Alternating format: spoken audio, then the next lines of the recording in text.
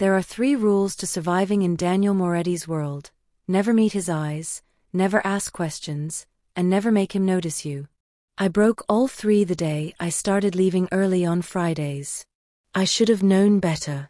In the sprawling marble halls of the Moretti estate, invisibility was currency, and I'd spent 6 months perfecting the art of disappearing into the wallpaper. I polished silver until my reflection blurred. I scrubbed floors until my knees ached. I kept my head down and my mouth shut, just another shadow in a house built on darker ones. But every Friday at 4:47 p.m., I became reckless. The head housekeeper, Mrs. Chun, would purse her lips when I whispered my excuse, the same vague murmur about a family matter, urgent, unavoidable. She never pushed. Maybe she sensed the desperation leaking through my carefully practiced calm. Or maybe she just didn't care enough about one maid's comings and goings. Daniel Moretti, however, was a different story. I felt the shift 3 weeks ago, that prickling awareness that crawls up your spine when you're being watched. He stood in the doorway of his study, one hand resting against the frame, his dark eyes tracking my hurried movements as I fumbled with my coat. He said nothing. He never did. But the weight of his attention pressed against me like a physical thing, heavy and inescapable. Mafia bosses don't ignore patterns. They collect them like weapons. And that particular Friday, when I slipped through the iron gates with my heart hammering against my ribs, I didn't hear the purr of his black Mercedes rolling to life behind me. I didn't see him follow me through the winding streets of Brooklyn, past the gentrified brownstones into the part of the city where hope went to die. I didn't know that in 20 minutes, Daniel Moretti would peer through a cracked warehouse window and see the secret I'd bled myself dry to protect. The warehouse squatted at the end of Mercy Street like a corpse no one had bothered to bury. Broken windows stared out like empty eye sockets, and rust bloomed across the corrugated metal walls like a disease. Weeds pushed through cracks in the concrete, reclaiming what the city had abandoned years ago. I loved it. Not for what it was, but for what it gave us: privacy. Invisibility. A place where no one looked twice, because no one wanted to see. The side door groaned as I shouldered it open, my grocery bag heavy with supplies, bandages, pain cream, the protein bar Sophia pretended to hate but always finished. The interior was a cavern of shadows and forgotten industry, old machinery hulking in corners like sleeping giants. But in the center, where afternoon light slanted through the broken roof, I'd carved out something that almost looked like hope. Ellie. Sophia's voice echoed off the walls, bright and piercing as a bell. She sat in her wheelchair near the makeshift workspace I'd built from salvaged materials, a table cobbled together from pallets, foam mats spread across the concrete, and the parallel bars I'd welded myself from scrap metal, my hands blistered for weeks after. "I've been practicing my grip exercises," she announced proudly, holding up her small hands. "Look, I can hold the position for 20 seconds now." My throat tightened. 20 seconds. Such a small victory. Such an enormous one. That's my girl. I dropped the bag and crossed to her, kneeling so we were eye level. At 9 years old, Sophia still had that baby-round face, freckles scattered across her nose like constellations. But her eyes, those were older. Aged by pain and disappointment and a courage that shamed me daily. "Did you bring them?" Her gaze darted to the bag, hungry with anticipation. "I brought them." I pulled out the braces carefully, as if they were made of glass instead of cheap metal and leather straps. They weren't pretty. Hell, they barely qualified as medical equipment. But they were ours, bought with money scraped from tips and skipped meals, adjusted and readjusted until my fingers bled. The doctors had been clear: Sophia would never walk again. The spinal damage from the fire was too severe, the nerves too compromised. They'd offered wheelchairs and pity and the kind of sad smiles that made me want to scream. I'd offered Sophia something better: refusal. "Okay, baby. Let's get you strapped in." The process was familiar now, almost meditative. I lifted her from the wheelchair, she weighed nothing, all bird bones and fragile hope, and carried her to the parallel bars. Her legs dangled uselessly, but she wrapped her arms around my neck with fierce determination. "I'm ready," she whispered against my shoulder. I set her down gently, supporting her weight as I fastened the braces around her calves, her thighs, connecting the straps with practiced efficiency. The metal was cold against her skin. She never complained. "How does that feel?" "Too tight." "It's perfect." Her hands gripped the parallel bars, knuckles white with effort. "Let's do this." Outside, pressed against the grimy glass of a window I'd forgotten to board up, Daniel Moretti stood perfectly still. I didn't know he was there. Didn't feel his eyes tracking every movement as I positioned myself behind Sophia, my hands hovering near her waist. Didn't sense the moment his world tilted, the careful architecture of his assumptions crumbling. All I knew was Sophia. "Remember," I said softly, falling into our routine. "Small steps. Don't try to go fast. Just feel the movement." I know. But her voice trembled with excitement and fear in equal measure. I'd researched everything I could about spinal injuries, about experimental treatments and physical therapy techniques. I'd watched YouTube videos until my eyes burned, taken notes in the margins of library books I couldn't afford to buy. The braces were supposed to provide structural support, to let her practice the motion of walking even if her body couldn't do it alone. The doctors said it wouldn't work, that I was giving her false hope. But hope, false or otherwise, was all we had left. "Okay," I breathed. "On 3. 1, 2. Sophia moved. It wasn't walking, not really. More like a controlled fall forward, her legs dragging in the braces, her entire body shaking with effort. But she moved. And when I caught her weight, when I helped her steady herself, when she looked up at me with tears streaming down her face. "I did it. Ellie, I did it." Her laughter was everything. Pure and bright and unbroken, filling the warehouse like music. I laughed too, or maybe I was crying, or maybe both at once. My baby sister, who'd been told she'd never stand again, was standing. Trembling and supported and barely upright, but standing. "Again," she demanded. "I want to go again." We practiced until sweat soaked through her shirt and my arms ached from supporting her weight. Each attempt was agony and triumph compressed into seconds. Each time she moved forward, even just inches, was a small miracle I stored against the darkness. Between attempts, she chattered about everything and nothing. A book she was reading. A bird she'd seen through the window that morning. Normal things. Beautiful, mundane, normal things that made me forget, just for a moment, that we were hiding in an abandoned warehouse because the world outside was too dangerous. "Do you think I'll be able to walk to school someday?" she asked during a water break, her voice small and careful. "Like, really walk? Without the chair?" I knelt beside her, brushing damp hair from her forehead. "I think you're going to do amazing things, sophomore things those doctors can't even imagine. Because I have you. Because you have you. I'm just helping." "You're my hero," she said simply, as if it were fact. As if the weight of that title didn't crush me every time she said it. Outside, Daniel Moretti felt something crack in his chest, something he'd thought long dead. He watched the maid who cleaned his floors cradle her sister like she was made of starlight. Watched her wipe away tears with hands he'd only ever seen wielding cleaning supplies. Watched her build hope from scraps and determination in a place the world had forgotten. She wasn't invisible anymore. She was incandescent. And he'd been so catastrophically blind. "One more time?" Sophia asked, her voice brightening. "Please? I feel like I'm getting stronger." "One more time," I agreed, helping her back to the bars. "Then we need to get you fed. I brought your favorite." The door groaned. Not the side door I'd entered through. The main entrance, the one I'd blocked with a rusted dumpster specifically to keep people out. My blood turned to ice. Sophia's eyes went wide, her grip tightening on the bars. "Ellie." "It's okay," I lied, moving between her and the door.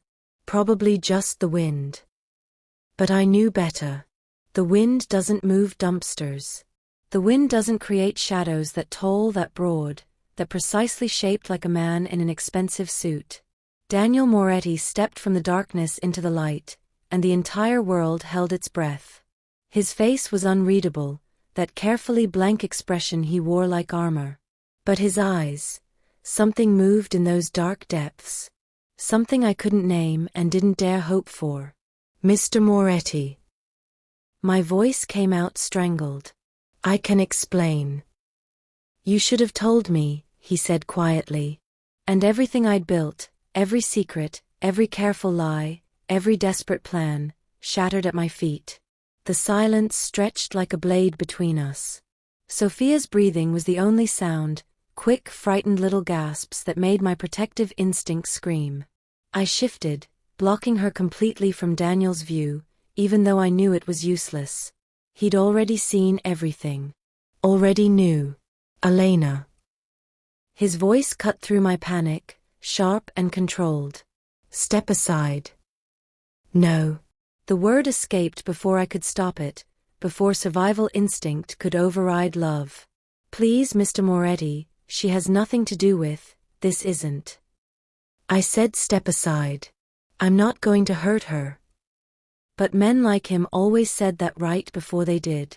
My legs trembled as I held my ground, weaponless and desperate. Behind me, Sophia's small voice wavered, Ellie, who is that? Nobody, baby. Just give me a minute. Daniel moved closer, and I saw it then, the crack in his armor. Not anger in his expression, but something rawer. Something that looked almost like pain. How long? He asked quietly. What? How long have you been doing this? Coming here every Friday, trying to make her walk again. The question wasn't what I expected. It disarmed me, made my carefully constructed lies dissolve on my tongue. 8 months, I whispered. Since I started working for you. And before that? Before that, I worked 3 other jobs trying to afford doctors who all said the same thing, nothing could be done. That I should accept it and move on. My voice cracked. Like she's something to just accept. Like she's not worth fighting for. Daniel's jaw tightened. He looked past me to where Sophia still gripped the parallel bars, her small frame shaking with exhaustion and fear. When his eyes returned to mine, something in them had shifted. Tell me what happened to her. It wasn't a request. But it wasn't a threat either. I glanced back at Sophia, who nodded almost imperceptibly. She understood, even at 9, that secrets had a cost. That sometimes truth was the only currency you had left. There was a fire, I began, the words tasting like ash. 3 years ago. Our apartment, I stopped, swallowed against the memory of smoke and screaming. Our father worked collections for some men. Small-time stuff, gambling debts mostly. But he made a mistake. Skimmed a little off the top, thought no one would notice. They always notice, Daniel said softly. Yeah. I laughed, bitter and broken. They came at night. We were sleeping. Dad tried to fight them off, but there were too many. I couldn't say it. Couldn't voice what they'd done to him while we hid in the closet. Sophia's hand clamped over my mouth to keep me quiet. They made it look like an accident. Faulty wiring, the fire marshal said. But I knew. We both knew. The names, Daniel pressed, his voice harder now. Who were the men? I was 17, I didn't know all the details. Elena. He stepped closer, invading my space with calculated precision. The names. Something in his tone made my spine lock. This wasn't curiosity. This was something darker, more personal. Carlyle, I whispered, pulling the name from memory. Anthony Carlyle was the one Dad worked for. And there was another name Dad mentioned once, when he thought we weren't listening. Vitali. He said Vitali was the real power, that Carlyle was just. Daniel's entire body went rigid. The temperature in the warehouse seemed to drop 10 degrees. His hands, which had been loose at his sides, curled into fists. And his eyes, God, his eyes went dead in a way that made my blood freeze. Luca Vitali, he said, and it wasn't a question. Yes. I think so. Why? Because Luca Vitali is the man who's been trying to kill me for the last 5 years. His voice was ice and fury compressed into words. Because Anthony Carlyle is his dog, and 3 years ago they were expanding into new territory, burning down anyone who got in their way. The pieces clicked together with sickening clarity. You're saying the fire that hurt Sophia was part of a larger war, one you got caught in the crossfire of. Daniel dragged a hand through his dark hair, disturbing its perfect styling. Jesus Christ. You've been working in my house for 8 months, and you never thought to mention this. Mention what? My voice rose, sharpened by fear and exhaustion. That some mob war destroyed my family? That I saved enough money for one decent interview outfit and prayed you wouldn't do a background check too deep? That I've been terrified every single day that someone would recognize my last name and finish what they started? You should have told me, he repeated, and this time there was something desperate in it. Why? The question burst out of me, raw and jagged. So you could fire me?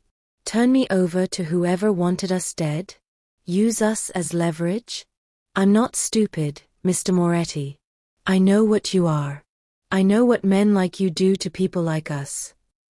I protect what's mine. The words hung in the air between us, loaded with meanings I didn't dare examine.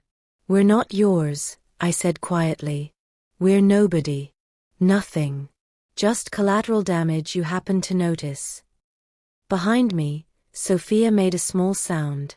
When I turned, tears tracked down her cheeks, but her chin was lifted in defiance that mirrored my own.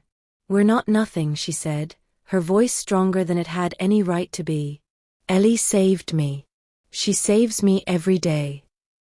Daniel's expression cracked, just for a moment, vulnerability bleeding through before he locked it down again. He looked at Sophia like she was a ghost. Like she reminded him of something he'd lost and could never get back. I had a sister once, he said softly, the confession clearly costing him. Younger than me. She got sick, and I was too busy building my empire to save her. Too consumed with territory and revenge to notice she was dying until it was too late. The warehouse fell silent except for the wind whistling through broken windows.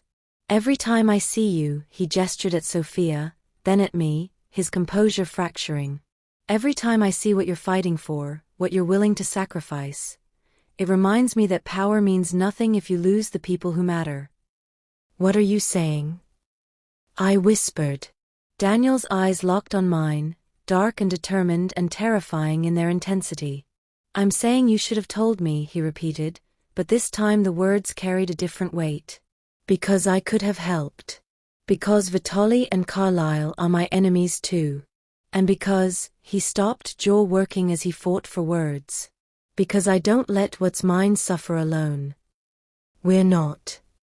You are now. You are now. The words settled over us like a verdict, final and absolute.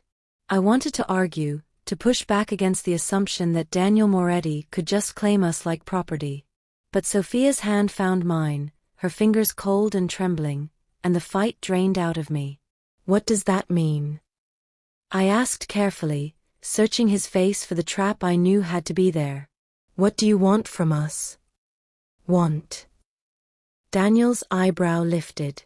I want you to stop killing yourself trying to fix the impossible with duct tape and desperation. It's not impossible. Elena. He cut me off with a look. Those braces are barely functional. The therapy you're doing here, without proper supervision, could cause more damage. And this place, he gestured at the crumbling warehouse, is a disaster waiting to happen. What if there's an emergency? What if she gets hurt and you can't get help in time? Each word was a hammer blow because they were all true. Every fear I'd swallowed down, every worst-case scenario I'd imagined at 3 in the morning came flooding back. "I'm doing the best I can with what I have," I said, hating how defensive I sounded. "I know you are." His voice softened, just slightly. "That's why I'm offering you better." "Better," I repeated flatly. "And what does better cost?" Something flickered across his face, hurt, maybe, or disappointment that I'd think so little of him. But he recovered quickly, that mask of control sliding back into place. "There's a clinic in Manhattan. Specializes in spinal injuries, cutting-edge treatments. The doctor who runs it owes me a favor." He paused, letting that sink in. "A big favor. One phone call and Sophia gets an appointment this week." My heart lurched. "How much?" "Already paid for." "Mr. Moretti." "Daniel." The correction was firm. "If we're doing this, you call me Daniel." "Doing what exactly?" I pressed, needing to understand. "Why would you help us? You barely know we exist." "I know you leave every Friday at 4:47. His eyes held mine. "I know you skip lunch 3 days a week and pretend you're not hungry. I know you work yourself to exhaustion and never complain. I know." He stopped, jaw tightening.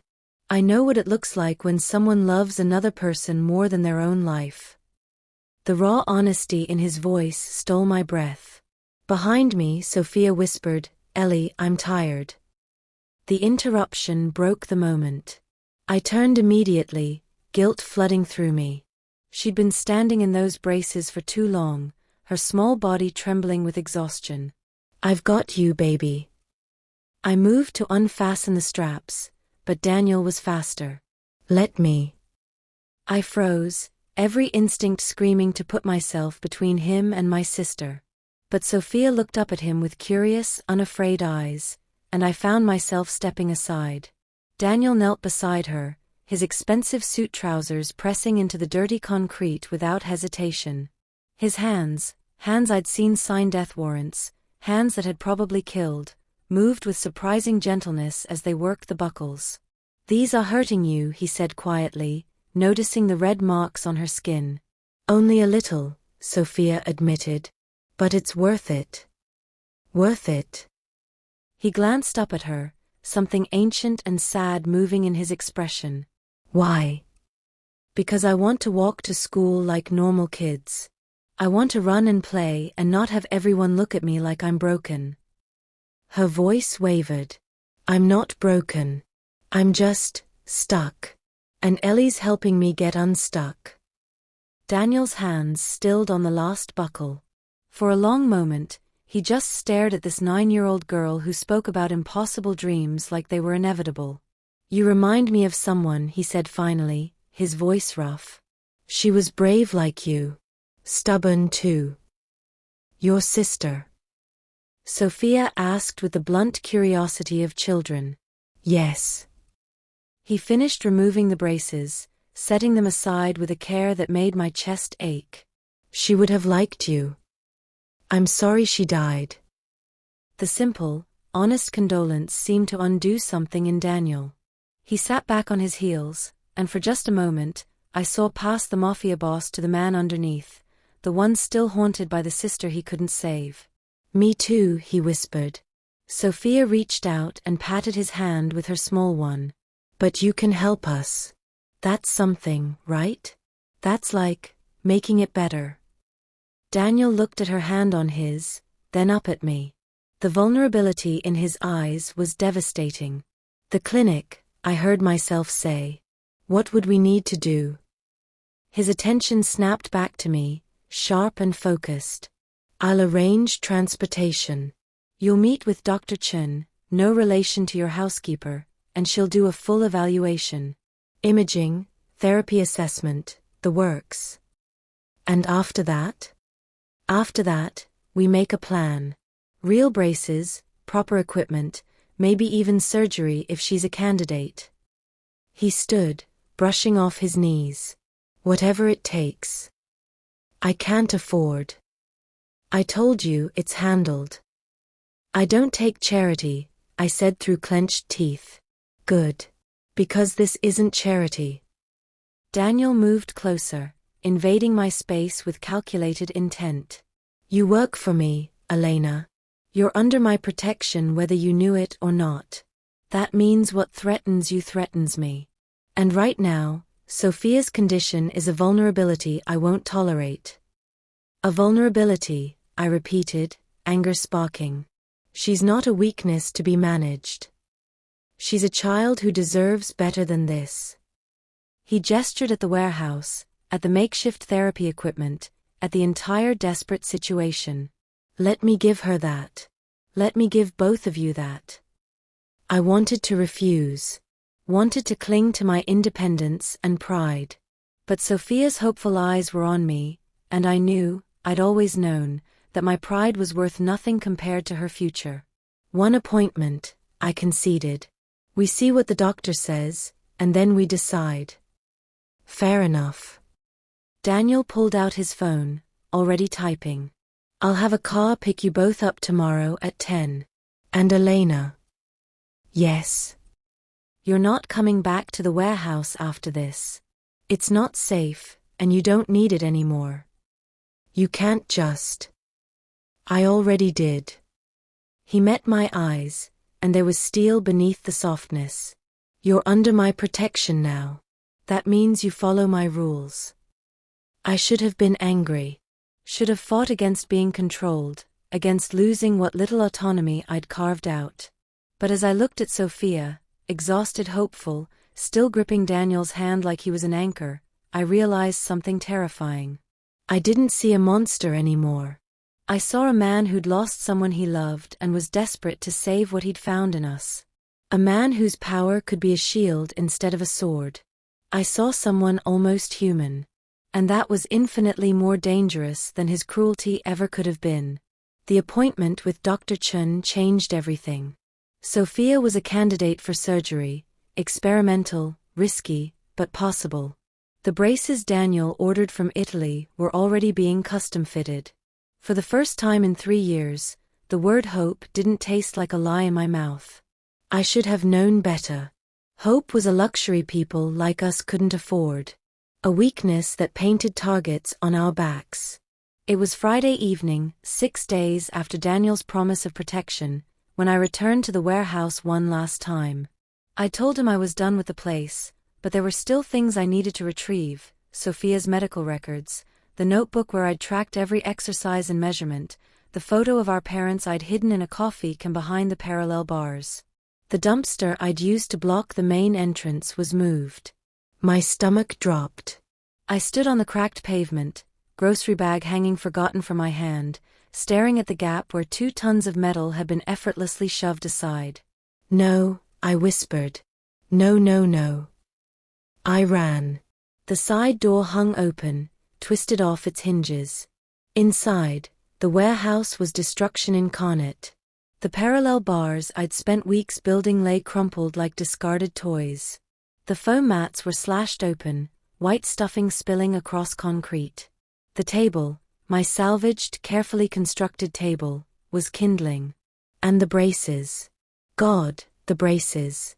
They lay in pieces near the center of the space, metal twisted and leather straps cut, destroyed with methodical precision. Someone had taken their time. Had enjoyed it. My legs gave out. I knelt in the wreckage, picking up pieces of bent metal, and the sound that escaped me was animal, raw and broken and drowning in grief. These weren't just braces. They were months of saved money, of sacrificed meals, of hope measured in leather and steel. They were Sophia's chance, and someone had crushed them like they were nothing. That's when I saw the message. Carved into the concrete with something sharp, the letters deep and deliberate. You belong to US.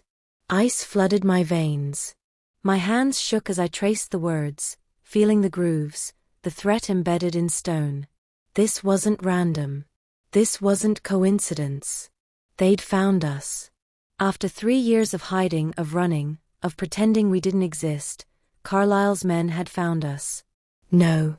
I stood, backing away from the message. Not again. Not Sophia. Not. My phone. I needed my phone. Needed to call Daniel. Needed to get to Sophia. Needed to. A sound stopped me. Soft, whimpering. Coming from the far corner of the warehouse, where shadows pooled thick and dark. Hello? My voice cracked. Is someone? A woman stumbled into the light. Young, maybe early 20s, her face bruised and bloody. She clutched her ribs, each breath a labored wheeze. Run, she gasped. They're coming back, wanted you to see. She collapsed. I caught her, lowering us both to the ground. Blood soaked through her shirt, too much blood, and her eyes were starting to glaze. Who did this?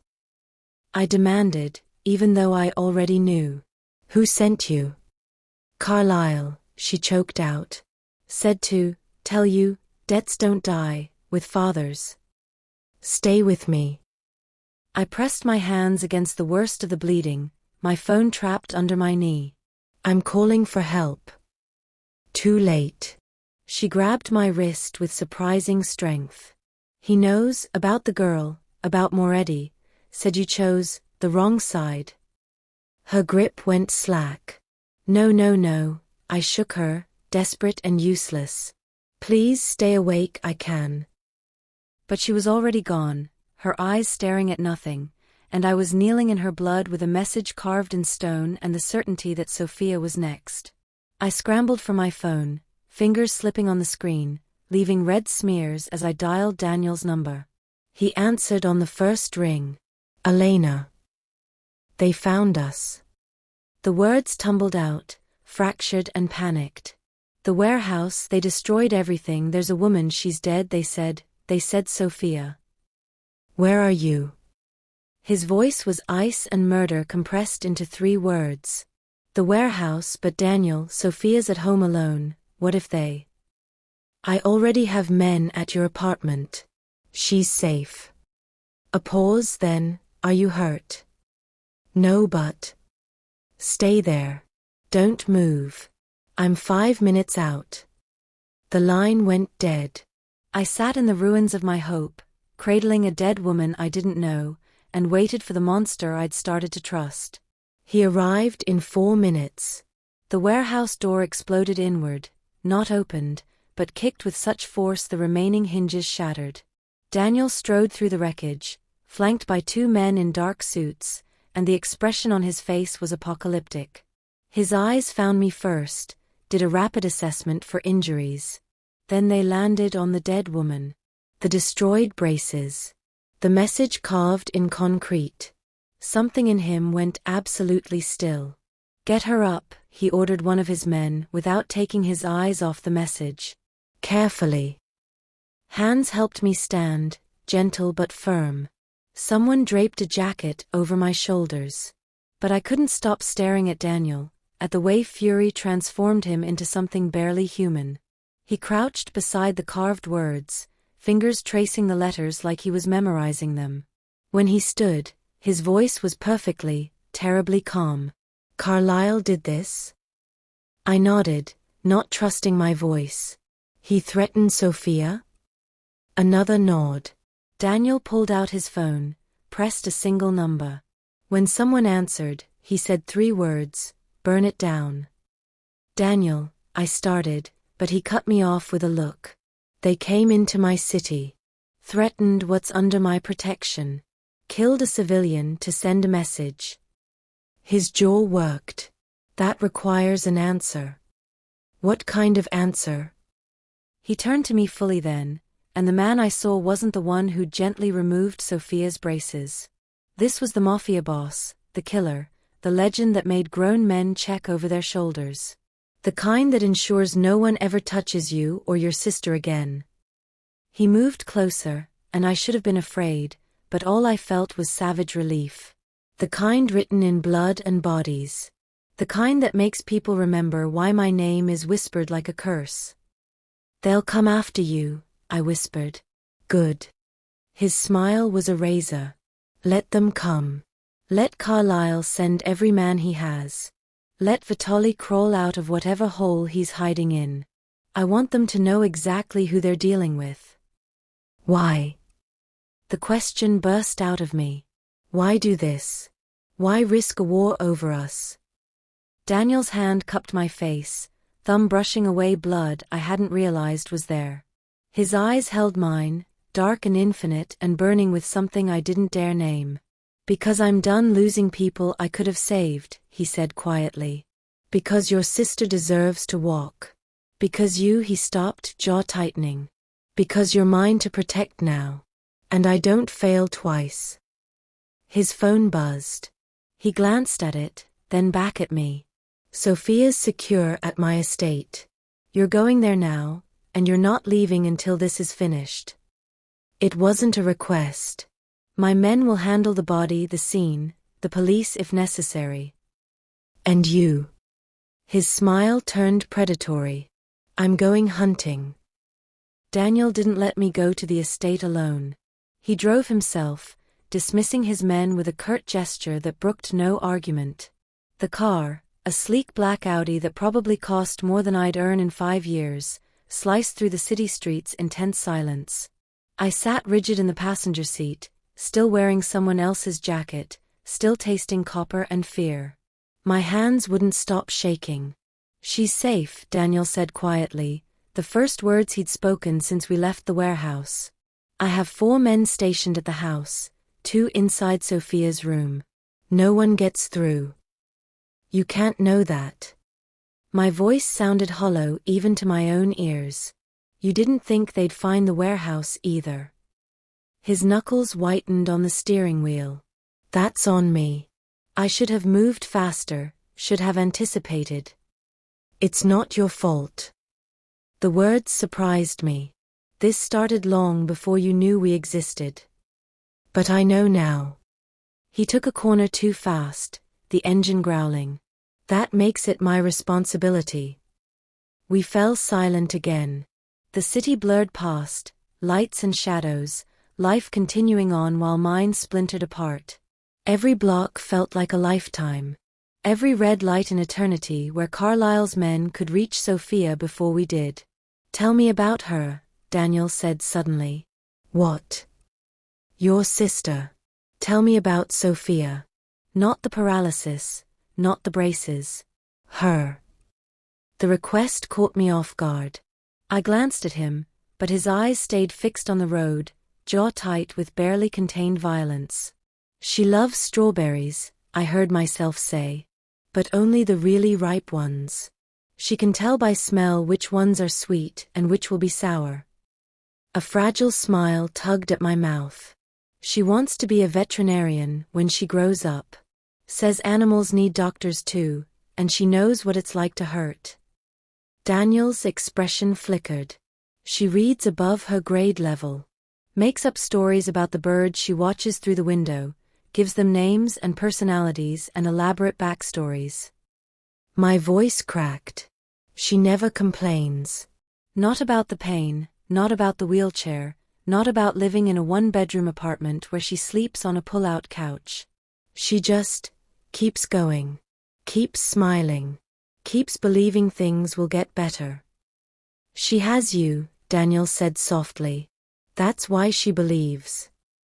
I'm not enough. I've never been enough. You're everything. The fierce conviction in his voice made me turn fully to look at him. You kept her alive. Kept her hoping. Built her a future from nothing. That's not enough, Elena. That's everything. The words settled into my chest, warm and foreign and dangerously close to absolution. We pulled through the gates of the Moretti estate, and the house loomed before us, all marble and security and wealth that could crush people like me without notice. A different kind of cage, I thought. A gilded one, but a cage nonetheless. Daniel parked in front, but didn't immediately get out. He sat there, hands still gripping the wheel, and I could feel the war happening inside him. Her name was Isabella, he said finally. I went still. My sister. She was 8 years younger than me. Had this laugh that sounded like music, made everyone around her smile even when they didn't want to. His voice was distant, lost in memory. She got sick when I was 25. Leukemia. The doctors said she needed aggressive treatment, constant care, the best specialists. His hands flexed on the wheel. But I was building an empire. Consolidating power, eliminating rivals, proving I was worthy of the Moretti name. Every day was a war, every decision life or death. I told myself I was doing it for the family, for her future. He laughed, bitter and broken. I was so consumed with being powerful enough to protect everyone that I didn't see I was losing the one person who actually mattered. Daniel. She died in a hospital bed while I was overseas handling a deal. They couldn't reach me in time. By the time I got back, he stopped jaw working. She was already gone. 17 years old. And I wasn't there. The pain in his voice was devastating. I reached out without thinking, my hand covering his on the wheel. It wasn't your fault, I said. Wasn't it? He turned to look at me finally, and his eyes were wells of ancient grief. I chose power over presence. I chose the empire over her. And she paid the price for my ambition. You were trying to protect your family. I was trying to be a god. His hand turned under mine, fingers lacing with mine in a grip that felt like drowning and salvation at once. And gods don't kneel beside hospital beds. They don't hold hands or tell stories or just be there when it matters. The vulnerability in his confession cracked something open inside me. This wasn't the Mafia Boss. This was just a man, broken by loss, haunted by the ghost of a girl he couldn't save. When I saw you with Sophia, he continued, voice rough, when I watched you fight the impossible for her, sacrifice everything, it was like looking at what I should have been. What I failed to be. So this is guilt? I asked carefully. You're helping us to make up for Isabella? No. He brought our joined hands up, pressed them against his chest where his heart hammered beneath expensive fabric. I'm helping you because looking at Sophia reminds me that some things matter more than power. That having an empire means nothing if you don't protect what's precious. That I was given a second chance to not fail someone who deserves better. We're not your redemption, I whispered. Stay low, Daniel commanded, already moving. He grabbed the bed frame and shoved with inhuman strength, repositioning it away from the windows. Don't move, don't look up. I pressed Sophia into the mattress, my body covering hers, feeling her heart race against my chest. She wasn't crying, my brave, stubborn girl, but her fingers dug into my arms hard enough to bruise. The two guards burst into the room, weapons drawn. Sir, we have multiple hostiles breaching the perimeter. East and west sides. How many? Daniel's voice was ice. At least 12. Maybe more. Sophia, one of the guards, started toward us. I'll handle them. Daniel cut him off. He looked at me, and in his eyes I saw the monster emerge fully. Elena, listen to me very carefully. There's a panic room behind the bookshelf in the corner. Take Sophia there now. What about you? I'm ending this. He pulled a gun from somewhere, sleek, black, deadly, and checked the chamber with practiced efficiency. Marco, Luca, escort them. Then get back here. Sir, Marco started. That's an order. Downstairs, something exploded. The entire house shook, plaster dust raining from the ceiling. Sophia whimpered against my chest. Marco moved to the bookshelf, pressing something hidden. It swung open with a mechanical hiss, revealing a steel door and a biometric scanner. Go, Daniel said. Now. But I couldn't move. Couldn't reconcile the man who'd confessed his grief 20 minutes ago with the killer standing before me now, ready to paint his floors with blood. Daniel. I told you. He met my eyes one last time, and the promise in them was absolute. No one hurt Sophia while I breathe. Then he was gone, disappearing into the hallway where gunfire echoed like thunder. "Miss, please." Marco's hand on my shoulder was gentle but firm. "We have to move." I gathered Sophia, light as a bird, trembling like a leaf, and followed Marco toward the panic room. Behind us, Luca took up position at the door, weapon raised. The panic room was exactly what it sounded like: reinforced walls, emergency supplies, monitors showing security feeds throughout the house. Marco ushered us inside, typed a code into the panel. "Lock it behind me," he ordered. "Don't open it for anyone except Mr. Moretti." "Wait," I started, but he was already gone, the door sealing shut with a hydraulic hiss that sounded like a tomb closing. Sophia and I huddled on the floor, and I pulled up the security monitors with shaking hands. The screens showed hell. Men in dark clothing swarmed the grounds, at least 15 that I could count. Daniel's security met them with brutal efficiency, bodies dropping, muzzle flashes lighting the darkness. But there were so many. Too many. One camera showed the main entrance. The front door hung twisted on its hinges, and men poured through like locusts. Another showed the east wing. A firefight in the hallway, Marco and Luca holding the line against impossible odds. And then I found Daniel. He moved through the chaos like death incarnate. No hesitation, no mercy. A man lunged at him. Daniel's gun barked once, twice, and the man crumpled. Another came from behind. Daniel spun, elbow crushing the attacker's throat, weapon firing point blank before the body even hit the ground. He wasn't just defending his home. He was hunting. "Ellie," Sophia whispered against my side. "What's happening?" I couldn't answer. Couldn't tear my eyes from the screen as Daniel cleared room after room, leaving corpses in his wake. This was what I'd avoided seeing all those months working in his house. This was the real Daniel Moretti, not the man who gently removed braces, but the monster who'd built an empire on bones. And he was doing it for us. On screen, 3 men cornered him in the library. I stopped breathing.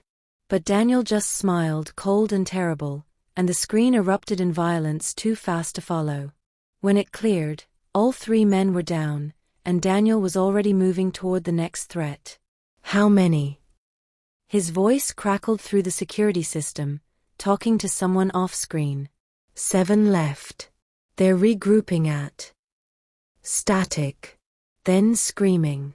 Then silence. I pulled Sophia closer, my heart hammering so hard I thought it might burst. The monitors showed the battle shifting, Daniel's men pushing back, the invaders retreating. But at such cost. Bodies everywhere. Blood on marble floors I'd scrubbed just yesterday. A face appeared on the monitor showing the hallway outside. Pressed against the camera, grinning with bloody teeth. "Come out, little maid," the man crooned. "We know you're in there. We know the cripple's with you. Make this easy." The camera went dark. Sophia's fingernails bit into my arm. "Ellie." "Shoo, baby. We're safe. The door's locked." "Daniel's." The panel beside the door beeped. Once. Twice. Someone was trying to override the lock. My blood turned to ice. Elena Davis, a voice called through the steel. Not Daniel's voice. Someone else's, smooth, cultured, dripping with malice. "I believe you have something that belongs to me. A debt unpaid. A lesson unlearned." Carlyle. "Come out," he continued, "and perhaps I'll let the child live. Stay hidden, and I'll make you listen while she screams." The panel beeped faster. He was close to breaking through. I looked at Sophia, my brave, beautiful sister, and knew with absolute certainty that I would die before I let him touch her. So I did the only thing I could. I picked up the emergency phone mounted on the wall and pressed the single button labeled Moretti. It rang once. "Elena." Daniel's voice was raw, breathless. "Are you?" "He's here," I whispered. "Carlyle. He's breaking through the door." A pause that lasted forever. Then, hold on. I'm coming. The line went dead. The panel beeped one final time, and the lock disengaged with a mechanical click that sounded like the end of the world. The door swung open. Anthony Carlyle stood framed in the doorway, a gun in one hand and 3 years of nightmares made flesh. He was smaller than I remembered, or maybe terror had made him larger in my mind. Mid-50s, silver at his temples, expensive suit marred by blood spatter that wasn't his own. He smiled when he saw us. There you are. He stepped inside, and 2 men followed, hulking shadows with dead eyes. The Davis girls. I've been looking for you for a very long time. I pulled Sophia behind me, putting my body between her and the gun. My voice came out steadier than I felt. You got your revenge. Our father's dead. The debt's paid. Paid? Carlyle laughed, cold and cutting. Your father stole from me. Embarrassed me in front of my associates. Made me look weak. He moved closer, and I backed up until we hit the wall. His death was just the beginning. The real payment is watching his daughters suffer. Watching you realize that defiance has consequences that echo through generations. She's 9 years old, I choked out. She's a child. She has nothing to do with. She's leverage. He raised the gun, pointing it directly at Sophia's head. And you're going to watch her die the way I watched your father beg. Sophia's hand found mine, squeezing tight. No tears. No pleading. Just acceptance that broke my heart into fragments. I love you, Ellie, she whispered. No, the word ripped from my throat. Please, take me instead. Kill me. Do whatever you want, just let her. Elena Davis offering herself for her sister. How touching. Carlyle's finger moved to the trigger. But you see, that's not how this works. You need to live. You need to carry this. You need to. The wall behind him exploded. Not the door, the wall itself. Drywall and wood disintegrated as Daniel Moretti crashed through it like a force of nature, tackling Carlyle before he could pivot. The gun discharged, deafening in the enclosed space, but the bullet went wide, embedding in the ceiling. They hit the ground in a tangle of violence. Daniel's fist connected with Carlyle's face once, twice, bone crunching under knuckles. But one of the guards recovered, raising his weapon toward Daniel's exposed back. No. I screamed. Daniel rolled, using Carlyle's body as a shield. The guard hesitated, just a second, just long enough. Daniel's gun came up, and the guard dropped with a hole in his forehead. The second guard lunged for Sophia. Everything slowed. I saw his hand reaching, saw his cold calculation that a hostage would end this. Saw him grab for my sister's arm while Daniel was still tangled with Carlyle. I threw myself forward, but I was too slow. Too human. Too powerless. The guard's fingers closed around Sophia's wrist, yanking her from my grasp. She cried out, not in fear, but in pain as her paralyzed legs twisted wrong. Got her, the guard shouted. Stand down or the girl. Daniel's gun barked. The guard's head snapped back, a red mist where his skull had been. He dropped like his strings were cut, and Sophia fell with him. I caught her. Barely. We collapsed together, her small body shaking in my arms, both of us covered in someone else's blood and brain matter. Don't look, baby. Don't look. I pressed her face into my shoulder, shielding her eyes from the horror. Behind us, Daniel and Carlyle struggled. Carlyle had found his gun, was bringing it up despite the blood pouring from his broken nose. Daniel's hand shot out, catching Carlyle's wrist, the weapon aimed at the ceiling. You should have stayed dead, Carlyle snarled. Should have let Vitali finish you years ago. Probably. Daniel's voice was cold. But then who would kill you?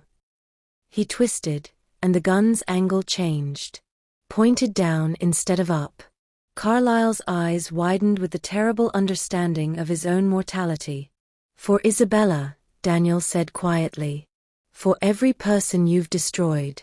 For thinking you could touch what's mine. He pulled the trigger. The sound echoed in the small space, final and absolute. Carlyle's body went limp, and Daniel shoved it aside like garbage. For a moment, one crystalline, terrible moment, silence fell. Then Daniel was moving, crossing the space to where I held Sophia. He dropped to his knees beside us, and his hands, those hands that had just killed 3 men, reached out with infinite gentleness. "Let me see," he said. "Let me see if she's hurt." I loosened my grip, and Daniel's fingers carefully examined Sophia's legs, her arms, her tear-streaked face. Blood soaked all of us, but none of it was hers. The realization made something in my chest unlock. "Not hurt," he murmured, more to himself than us. "Not hurt. Safe. She's safe." Sophia stared at him with huge, solemn eyes. "You saved me. Always." His voice cracked on the word. "I'll always save you." His hand moved to her hair, brushing it back from her forehead with such tenderness that tears finally spilled down my cheeks. This man, this killer, this monster, this broken, desperate man, cradled my sister's face like she was made of starlight. "No one will ever touch you again," he vowed, and the ferocity in his voice made it gospel. "Not while I breathe. Not while I have power. Not while I exist." Sophia's small hand came up, touching the side of his face where blood, Carlyle's blood, painted his jaw. She didn't flinch. Didn't recoil. "Does this mean," she asked, voice trembling but hopeful, "that I can keep practicing? With the new braces?" Daniel's composure shattered. He made a sound, half laugh, half sob, and pulled both of us into his arms. Me and Sophia, held against his chest while his heart hammered beneath silk and Kevlar and violence. "Yes," he whispered into her hair. "God, yes. You can practice every day. I'll build you a proper therapy room. Hire the best specialists. Whatever you need. Whatever it takes. Even if I never walk?" Sophia asked. "Even if the doctors are right and I'm always like this?" Daniel pulled back, and the look he gave her was so full of raw emotion that I had to look away. "Even then," he said, "you could stay in that wheelchair forever, and you'd still be the bravest person I've ever met. The surgery, the braces, the therapy, that's not about making you acceptable or whole. You already are.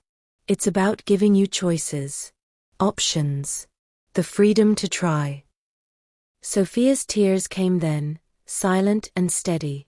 "No one's ever said that before." "Then everyone else is an idiot." He wiped her cheeks with his thumbs, smearing blood but somehow making it tender. "You're perfect, Sophia. Exactly as you are."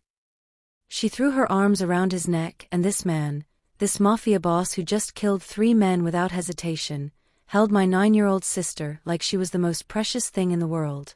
And I realized with terrifying clarity that she was. To him. To me. To both of us. Marco appeared in the doorway, weapons still drawn. "Sir, the house is secure. We have casualties but," he stopped, taking in the scene. "The bodies. The blood."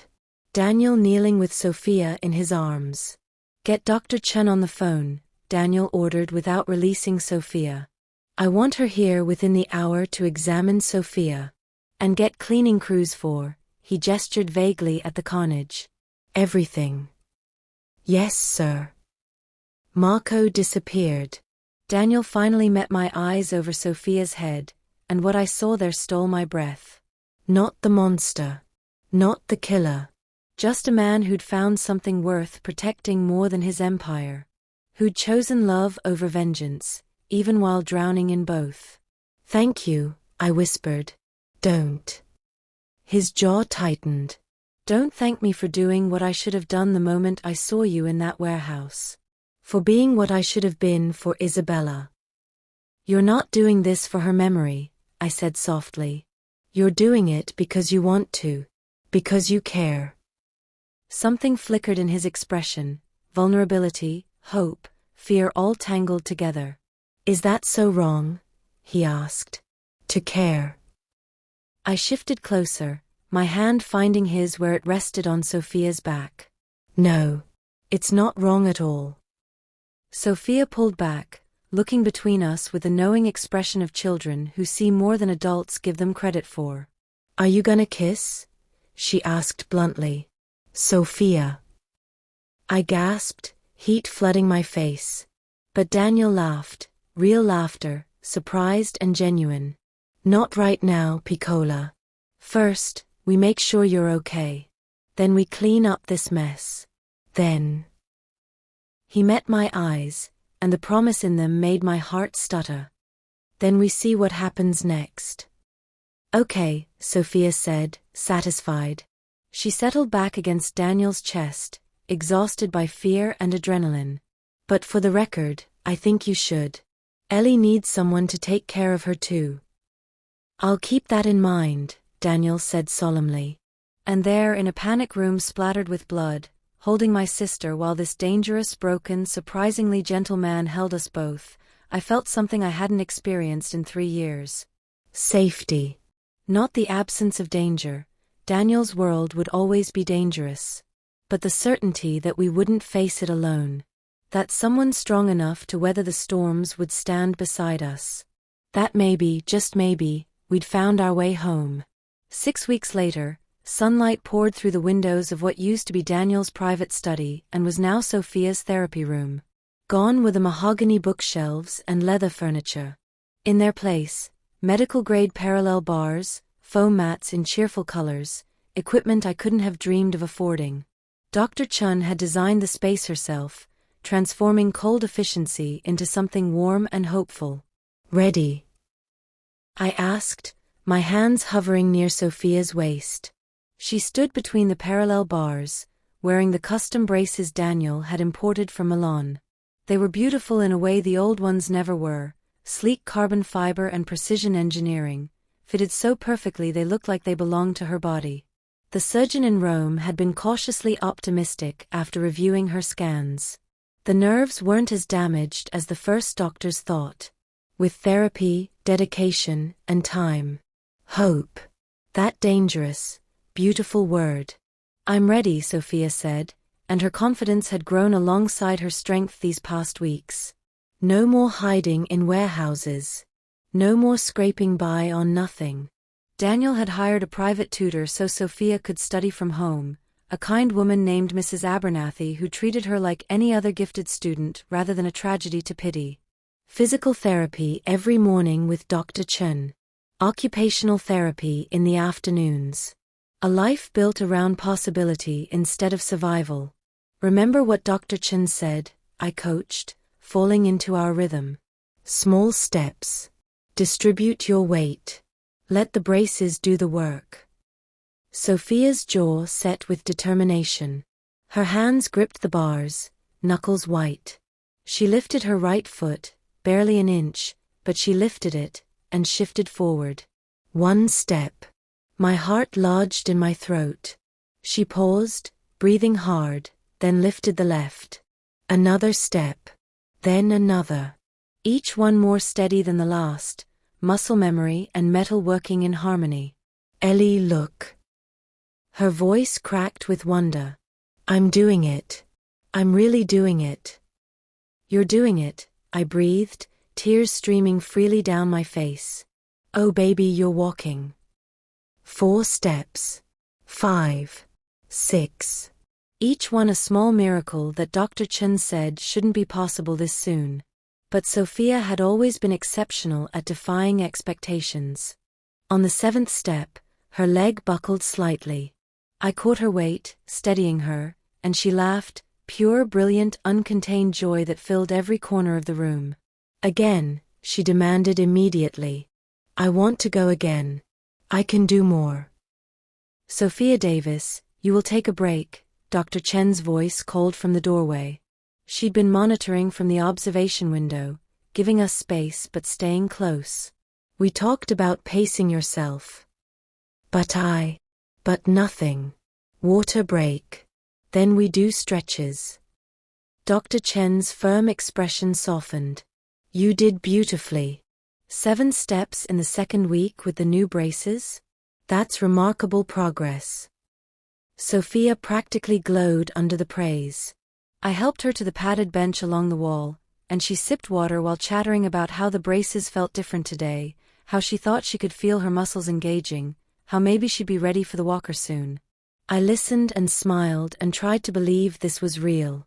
That we were truly here, truly safe, truly beyond the shadows that had chased us for so long. The door opened, and Daniel stepped inside. He'd been in meetings all morning, the kind of business I didn't ask about and he didn't volunteer. But he always came afterward, still wearing his suit and that particular tension that said he'd been dealing with his other world. The dangerous one. The one that paid for carbon fiber braces and private tutors and this second chance. How'd she do? He asked, his eyes finding Sophia first, cataloging that she was whole and happy. 7 steps. Sophia announced proudly. Dr. Chen said it's remarkable. Something in Daniel's expression cracked open, that vulnerability he only showed here in this room with us. 7 steps. That's my girl. He crossed to her, and she reached up automatically. He lifted her as easily as breathing, settling her against his hip like they'd been doing this for years instead of weeks. Tell me everything, he said. And she did. Sophia chattered about each step, the way her weight distributed, how the right brace needed a minor adjustment but the left was perfect. Daniel listened with the same intense focus he brought to his business dealings, asking questions, praising her effort. Somewhere in the past 6 weeks, this had become normal.